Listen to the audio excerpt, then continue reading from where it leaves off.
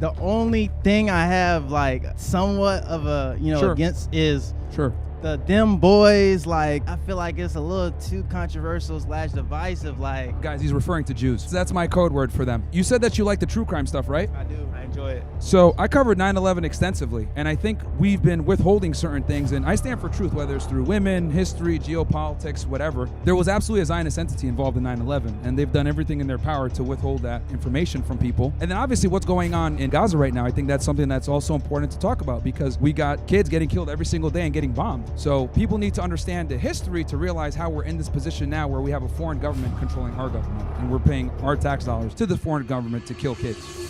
All right, so like valid subscriber for a long time. Actually, Avalon and Pritch put me onto your content when they were Okay. first talking shit to you. Okay. And I was like, oh, and I started listening to your shit, and I was like, okay, makes sense. I think most people, they don't really understand your content because majority of your content is positive with the Money Mondays, the credit game, the financial game, the putting influential people in your platform and letting them give their specific niches of what they do. It's like Thank overall, you for highlighting that, man. most definitely. Appreciate that. You clip farm, most definitely clip farm the after hour shows where majority of the people who Bro, I don't even clip farm them. That's other people. I was thinking about doing that actually. I do. Go for it. You'll make a bunch of money. I bet. Bro, literally make a channel and take our stuff. I tell people all the time, I encourage them, if you take our content and clip it and put it on YouTube, you'll make money. Do it.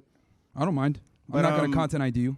Overall, like the only thing I have somewhat of a Sure. against is Sure. the them boys, like, or the quotations, or the historical, Yeah. What's content. your contention like, with it? I feel like it's a little too controversial / divisive. Like, it's you. I understand it, but damn, with the goal of trying to gather as much people as possible to like empower dudes and empower just individuals in general. Like, don't you think that's going against it a little bit with like the over controversial content? Is there a particular thing within it that you're worried about, or is it just in general, like the Like entire? in general, nothing too crazy. Because I also fuck with your true crime shit. That's amazing. Yeah. But like I don't know. I just feel like it's a little bit too divisive for. Okay, I understand that. Americans, So you have a kind of an issue with guys. He's referring to Jews.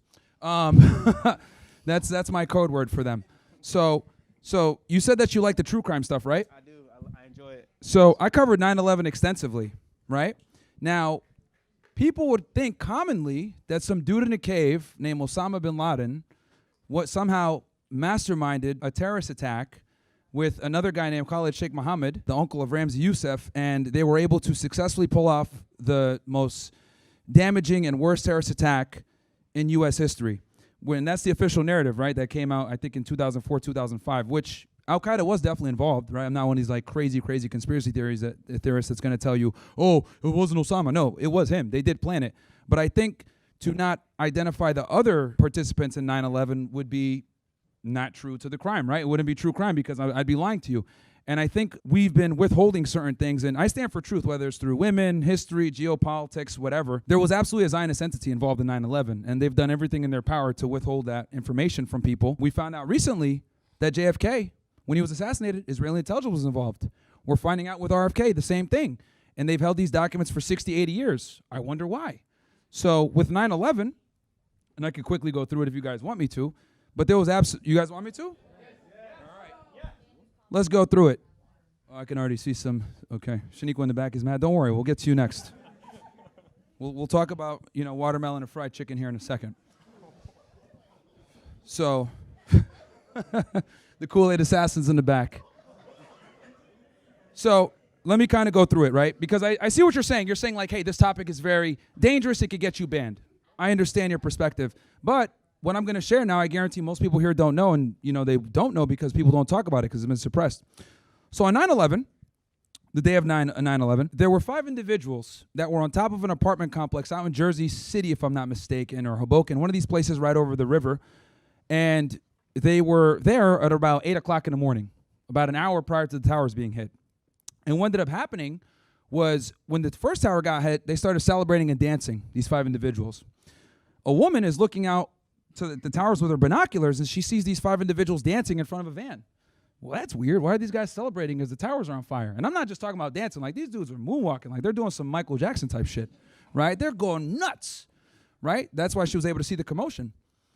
So she calls the police because she thinks that's kind of weird, and they look Middle Eastern. So the police catch up to them. She gives out the description of the van and the license plate. Police catch up to them, and they stop them. When the officer approaches the car, guy gets out immediately. We are Israeli. We are not Palestinian. Those are your enemies, right? It's like, what the hell? That's kind of a weird thing to say when you're getting stopped. So they check the guys out, and they're 5 Israeli citizens, right, with large sums of cash and plane tickets to leave the country the next day. And they're driving a van called Urban Moving Systems. It's like, this is weird, so they call the FBI. FBI bring these guys in. They run their names through their databases. They find out that 2 of them have ties to Israeli intelligence.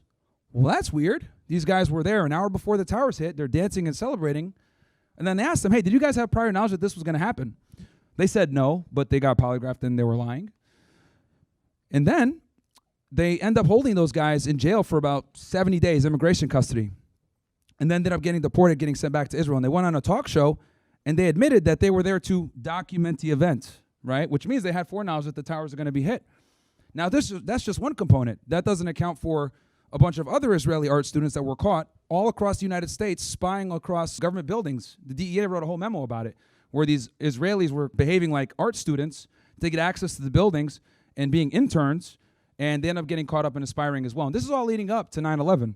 Then you find out that the buildings were purchased by a guy named Larry Silverstein, cha-ching, and he took out a very unique and unorthodox insurance policy that covered for terrorism. And then Building 7 went down in a perfect controlled demolition style, nice and even, and it never got hit by a plane. That was one of the small towers on the side of the World Trade Center. That went down randomly. And then witnesses on the ground said that they heard a bunch of bombs, right? They heard bombs. The firefighters that were there on the scene. Then it gets more interesting. And this is something that a lot of people don't know, and I'll share this with you guys. Shout out to my guy, Ryan Dawson. He talks about this in detail. You guys should go watch the documentary Empire Unmasked, where he covers all this. I'm summarizing a lot for you. Another group of Israelis were caught out in Tennessee, if I'm not mistaken. And they were arrested as a part of a document benefit fraud conspiracy. On one end, you're like, oh, okay, these guys have fraud documents, whatever. Well, they find out that those guys were intelligence as well, and it gets crazier.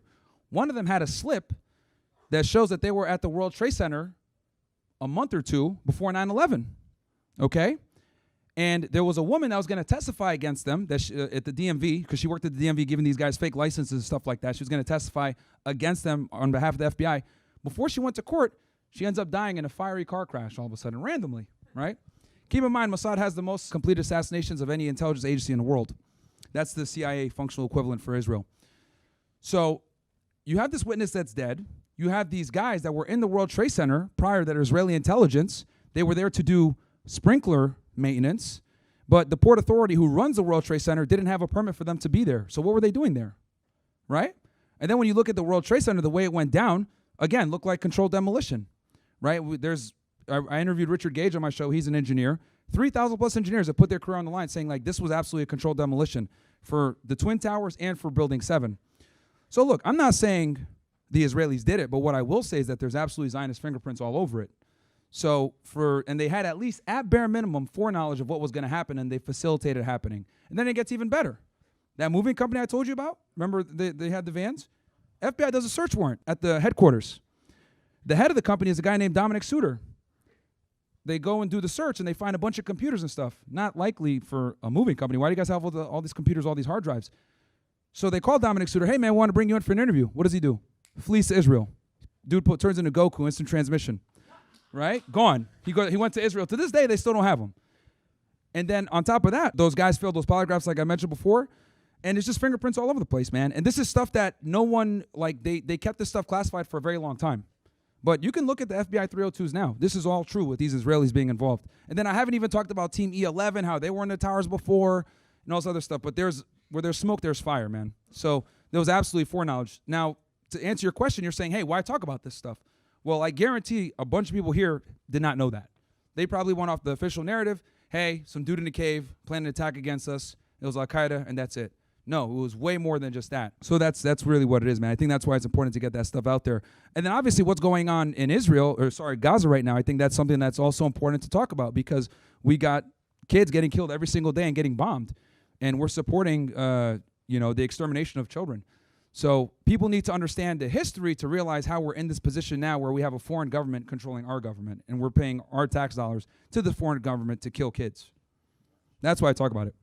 Yeah, our generation isn't cooked though. Have faith. Nothing else. Just keep up the work, I guess. Yeah, people are gonna hate you because they don't understand. Like when you come at certain information with an emotional attachment, you're not gonna be open to like understand specific views. So they'll hear you say some like they'll hear you say, "Oh, women deserve less," and then they're like, what the fuck did this nigga just say? The women deserve less to make it. But then when you really like break it down and you get your point of view, you don't have to agree with the person. But I don't think it's like genuine and good faith to come at them like a negative and just throwing insults. Like you gotta honestly like just give your feedback and then like try to get a dialogue going so you can, you know, get some gears turning. Yeah, but see, you got to remember that assumes that people on the left have critical thinking skills and or can control their emotions. They typically don't. You know, they spurg out and get wild.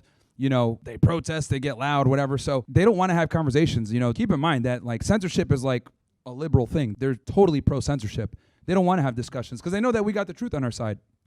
You know, so. All right. Well, nice meeting you, bro. No, pleasure, man. Hey, so we provide more value than anus and reach. I see. Most definitely. Like I don't know. Whenever I think it was the first attack they did put me on, and I was against your ass. I'm not gonna lie, cause I'm like, but then I'm like, this nigga actually spitting some shit. Hey, I've said it before, man. Anus and reach aren't gonna help you become better, man. They just give mindless content to entertain, but they don't help guys improve. So my goal is to not just identify the problem, but also to solve it. Yes, sir. All right. Hey, man. Thank you.